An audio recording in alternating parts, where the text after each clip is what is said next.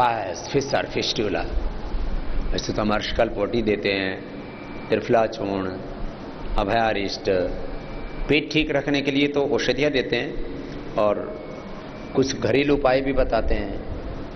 ठंडे दूध में नींबू डाल करके पी लो सुबह सुबह खाली पेट, 3 से 7 दिन पीने से 99% बवासीर ठीक हो जाती है। ठंडा दूध 1 कप लिया, उसमें नींबू डाल के पी लिया और बवासीर ठीक हो जाती है। 3 से 7 दिन। गाय का ठंडा दूध गर्म करके ऐसे ही ताज़ा दूध निकाला, उसमें नींबू डालो और तुरंत पी जाओ।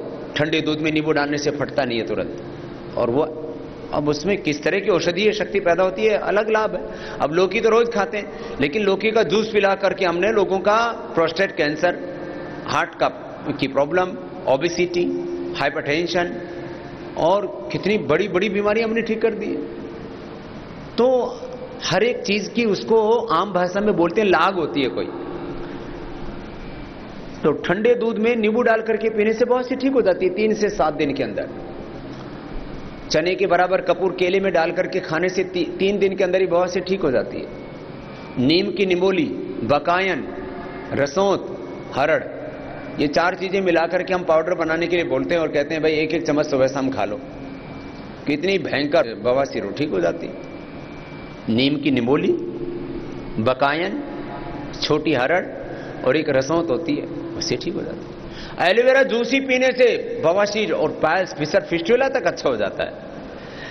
और तो और कपालभाति प्राणायाम करने से पायल्स, फिसर, फिस्टुला आधा घंटा हमने करवाया, नहीं तो ये बहुत भयंकर हो जाता है। फिस्टुला का 1, 2, 3, 5 बार लोग ऑपरेशन करा के आते हैं। हमारे यहाँ पूरी हमने व्यवस्था की हुई है।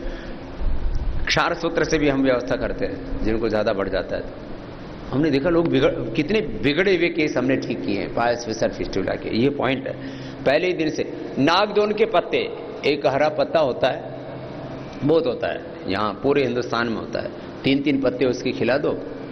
ऐसे कई लोग गमलों में भी लगा लेते हैं, कई बाड़ में भी लगा देते हैं, ऐसे सुंदरता के लिए लगा देते हैं। 3-3 पत्ते नागदोन के खिला देते हैं और ये पॉइंट दबा देते हैं। बवासीर रह ही नहीं सकती, बवासीर के लिए पॉइंट है। कब्ज नहीं रहनी चाहिए बवासीर वाले रोगी को। ये धातु रोगों के लिए, जिनको इनफर्टिलिटी है, जिनकी बंद ट्यूब है, यहाँ दबाने से खुल जाती है। देखो ये माताएं बहनें इसलिए तो यहाँ चूड़ियाँ पहनती हैं। ये चूड़ियाँ कोई कमजोरी की निशानी थोड़ी है, मात्र श्रृंगार नहीं है। यहाँ चूड़ियाँ पहनने से ये पॉइंट दबते हैं।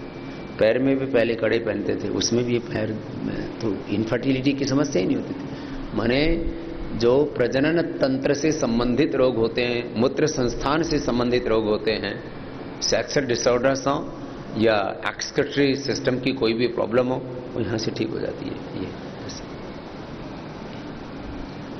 ये यहाँ आंतों का पॉइंट है, यहाँ दबाने से।